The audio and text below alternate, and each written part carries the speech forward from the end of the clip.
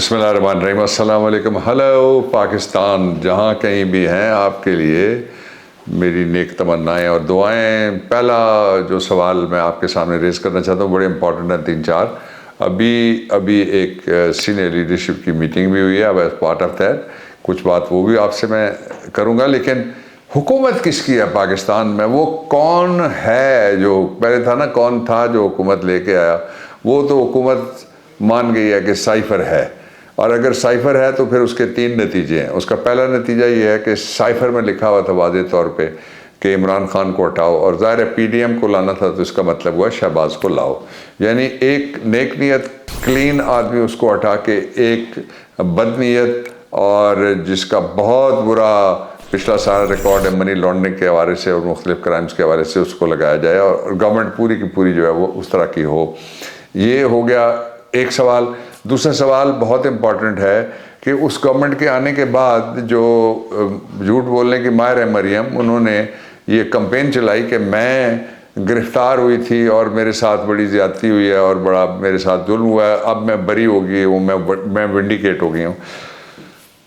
وہ کیس کس نے بنایا تھا؟ یہ دیکھنے والی بات ہے۔ وہ کیس بنا تھا پیناما میں، وہ عمران خان نہیں تھا پیناما میں، آپ کے ابا تھے اس وقت، اور ابا نے کیس بنایا جس میں ابا خود بھی آئے اور ابا کا بیٹے بھاگ گئے اور ابا کی بیٹی پکڑی گئی۔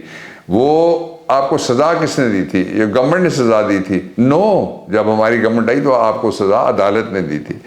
اور اگر عدالت سے جو آپ این آر او کے ذریعے سے اپنے آپ کو قانون بدل کے سب نے رعایتیں دی ہیں، یہ باعزت کام ہے، تو پھر باعزت بری ہونا ہے اور کیس جھوٹا ثابت کرتا ہے، تو پھر جتنے آپ کے دور میں کیس بنے ہیں وہ سارے کے سارے جو بری ہوئے ہیں، اور اس کا مطلب یہ ہے کہ وہ سارے کے سارے کیسز میں جو آج جتنے بڑے بڑے کرمنلز ہیں وہ سارے معصوم تھے۔ ایسا نہیں ہوتا بھی، اور ان کو غلط فہمی تھی۔ میں نے آپ کو بتایا تھا، وہاں وہ گئی ہیں تو لندن میں گھر کے باہر بھی ان کو تقریر نہیں کرنے دی گئی۔ جو چوری کے پیسوں سے بنا ہوا وہ گھر جس کے بارے میں اندر جا کے کہتی ہے میرا ہے، باہر جا کے کہتی ہے میرا نہیں ہے، وہاں بھی چور چور چور چور چور چور چور کی آوازیں لگی۔ دوسرا پہلو۔ تیسرا پہلو یہ ہے کہ جو میں آپ کے سامنے ریز کرنا چاہ رہا تھا کہ حکومت کس کی ہے؟ وہ کون تھا نہیں، اب وہ کون ہے جو حکمرانی کر رہا ہے۔ میں اس کی آپ کو بدترین مثال پاکستان کی تاریخ کی وہ آج سامنے آئی ہے۔ وہ یہ ہے کہ سینیٹر سیف اللہ نیازی کو ریپورٹڈلی پارلیمنٹ کے پریسنکٹس کا مطلب یہ ہے کہ ایک ایسی جگہ جو پارلیمنٹ کی حدود طے کرتی ہے، اس کے اندر جو چلا جائے گا اس کا مطلب یہ ہو گیا کہ وہ پارلیمنٹ کے اندر چلا گیا ہے، اس کو پریسنکٹس کہتے ہیں۔ تو وہ پریسنکٹس کے اندر سے ان کو اٹھایا گیا۔ یہ جب رپورٹ کیا میڈیا نے، تو یہ رپورٹ کرنے کے بعد جو 2 بیانات ہیں وہ آپ دیکھیں تو آپ کو پتہ لگے گا کہ وہ کون ہے جو حکومت چلا رہا ہے۔ جو پہلا بیان تھا وہ یہ تھا کہ ایف آئی اے نے کہا جی ہمارے پاس تو وہ نہیں ہے، ہم نے ان کو گرفتار نہیں کیا، اور ایف آئی اے نے کہا کہ وہ ہماری حراست بھی نہیں ہے، اور ایف آئی اے نے کہا کہ ہم نے چھاپا بھی نہیں مارا، ایف آئی اے نے کہا ہم نے ریڈ بھی نہیں کیا، ایف آئی اے نے کہا کہ ہم نے اٹھایا بھی نہیں ہے۔ اب ایف آئی اے کو ادھر میں لنک کرتا ہوں، وہ نیچے کس کے ہے؟ ایف آئی اے نیچے ہے منسٹری آف انٹیریئر کے، ڈائریکٹ نیچے ہے، جو ڈی جیز ان کے ہوتے ہیں، اے ڈی جیز ہوتے ہیں۔ The whole system is under one man, which is the Minister Interior in Pakistan. تو وہ منسٹر انٹیریئر ہی کمز آن ریکارڈ اور 2 باتیں کہیں۔ پہلی بات یہ کہ ہاں ہم نے سینیٹر سیف اللہ گرفتار کر لیے اور وہ ہمارے حراست میں، دس از نمبر 1۔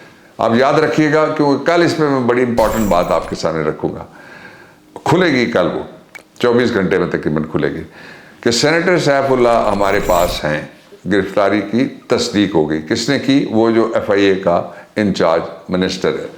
دوسری بات، ساتھ گرفتاری کی ریزننگ دی، وجہ بتائی کہ گرفتاری ہم نے کیوں کی ہے۔ ایک اور کا نام لے کے کہا کہ وہ اور سیف اللہ وہ بھی گرفتار ہوئے ہیں۔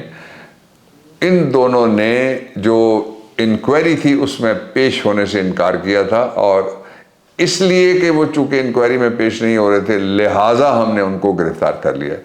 یعنی پہلے گرفتاری کی تصدیق کی اور پھر تصدیق برف تصدیق، یعنی تصدیق کے اوپر اس کو ری افرم کیا دوبارہ۔ اور اب میں آپ کو کیچ بتاتا ہوں. کیچ یہ ہے کہ کانسٹیٹیوشن کا آرٹیکل 10 ہے جس میں لکھا ہوا ہے کہ 24 آورس کے اندر اندر جس شخص کو گرفتار کیا گیا اس کو نیئرسٹ میجسٹریٹ کے پاس پیش کرنا پڑے گا. تو کل پتہ لگے گا کہ وہ کون ہے جس کے پاس سینیٹر سیف اللہ گرفتار ہو کے پہنچے. پھر ان کے ساتھ کیا ہوا یہ کہانی بھی کل کھلے گی. دوسرا بہت امپورٹنٹ بات یہ ہے کہ جب شہباز کو لایا گیا تو اس عدالت میں وہاں موجود تھا جس راسٹرم پہ میں تھا وہ ایگزیکٹلی تقریباً 3 فٹ کے قریب کا ہے.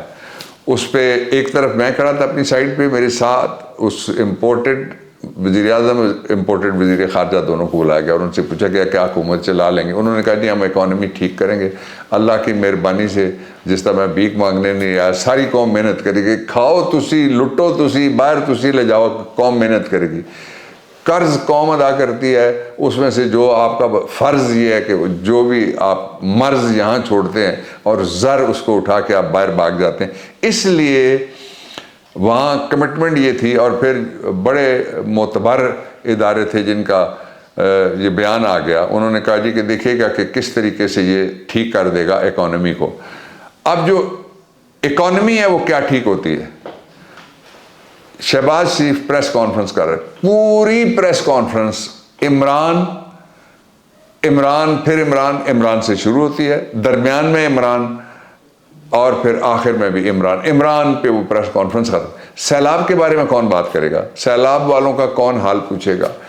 وہ جو خاتون کہتی ہے کہ ہمارا مرنا اور جینا لوگوں کے لیے, میرے خیال میں وہ کہہ رہی تھی یہ کہ مے فیئر کے لوگوں سے یا جہاں پہ وہ گھومتے پھرتے ہیں ان لوگوں کے ساتھ ان کا جینا اور مرنا. اگر پاکستان میں ہوتا تو اس کے ابا کو یہاں ہونا چاہیے تھا اپنے لوگوں کے لیے, اس کو خود یہاں ہونا چاہیے تھا اپنے لوگوں کے لیے. وہ اینجلینا جولی کا اٹائر پہن کے فوٹو شوٹ کے علاوہ نون لیگ نے کیا دیا ہے کسی جگہ بھی بتا دیجئے, اور پی ڈی ایم کی گورنمنٹ نے کیا دیا ہے کسی جگہ بھی بتا دیجئے. وہ ویڈیوز چل رہی ہیں ان لوگوں کی جن لوگوں نے اعتراض کیا کہ سندھ میں ہمیں کچھ نہیں مل رہا, اور رسیوں سے باندھ کے بزرگ کو, اور اس کے ساتھ وہ ٹارچر ہو رہا ہے, اس پہ سو موٹو نوٹس نہیں ہوگا ہوپ فلی. تو جو پھر میں آتا ہوں اس پہ کہ کون ہے جس کی حکومت ہے پاکستان کے اندر.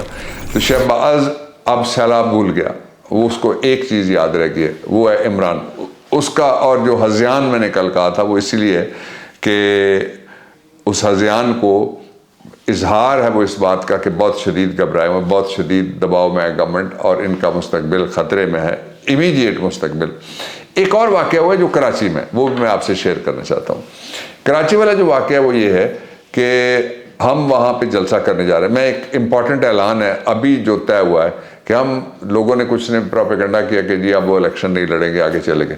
ہم سارے الیکشن 8 سیٹیں جن پہ عمران خان ہیں وہ لڑ رہے ہیں, اور 4 دوسرے الیکشن ہیں وہ بھی ہم سارے سیٹیں لڑ رہے ہیں. یہ میں اعلان کرتا ہوں پارٹی کی طرف سے, عمران خان کی طرف سے, تحریک انصاف کی طرف, ہم لڑ رہے ہیں وہ الیکشن. ایک دوسرا, ان سارے حلقوں میں جا کے عمران خان جلسوں سے خطاب کرنے کا شیڈیول طے ہو گیا. وہ جائیں گے سارے حلقوں میں, ہم الیکشن لڑیں گے اور انشاءاللہ العزیز ان کو شکست دیں گے جو ڈاکوؤں اور چوروں کا ٹولہ بیٹھا ہوا ہے. دوسری بات. تیسری بات یہ کہ کراچی کا جو جلسہ ہے اس کے لیے, اور کراچی کے وزیر اعلیٰ کی بجائے وزیر خارجہ نے یہ کہا کہ میں ایک کانسٹیبل بھی نہیں دوں گا. ہمارے لوگ رابطے میں تھے اور انتظامیہ کو کہا گیا کہ کہہ دو کہ ایک کانسٹیبل بھی میں سیکیورٹی کے لیے نہیں دوں گا. یہ وہ ہیں جن کو اتنی سیکیورٹی دی جاتی ہے جب یہ باقی دوسری جگہوں پہ جاتے ہیں کہ ان کی گاڑیوں کی اتنی لمبی قطاریں ہوتی ہیں کہ ٹریفک کو رکنا پڑ جاتا ہے. تو ایک کانسٹیبل دیں یا نہ دیں جلسہ تو ہوگا. آپ کوئی ایک کانسٹیبل دیں یا نہ دیں الیکشن تو ہوگا. آپ ایک کانسٹیبل دیں یا 3 دفعہ اور الیکشن کریں, آپ آگے الیکشن ہم ضرور لڑیں گے. آخری بات جو میں کہنا چاہ رہا تھا آپ کو وہ یہ ہے کہ حیران کن تیاریاں ہیں. وہ چونکہ اختیار عمران خان کا اس لیے وہ سارا وہی خود بتائیں گے. حیران کن تیاریاں ہیں, پریشان کن صورتحال ہے پی ڈی ایم کے لیے. اور عمران خان F9 پارک میں بھی آ رہے ہیں, میں بتاؤں گا کب آ رہے ہیں. اور جو حیران کن تیاریاں ہیں ان کے نتیجے میں جو سائفر اور سازش اور نوازش کے ذریعے گورنمنٹ آئی تھی اس کے دن گنے جا چکے ہیں۔ خوش رہیے، اپنا خیال رکھیے گا، میری دعا ہے کہ اللہ تعالیٰ آپ کو صحت، عزت اور حلال رزق سے نوازے۔ پاکستان زندہ باد۔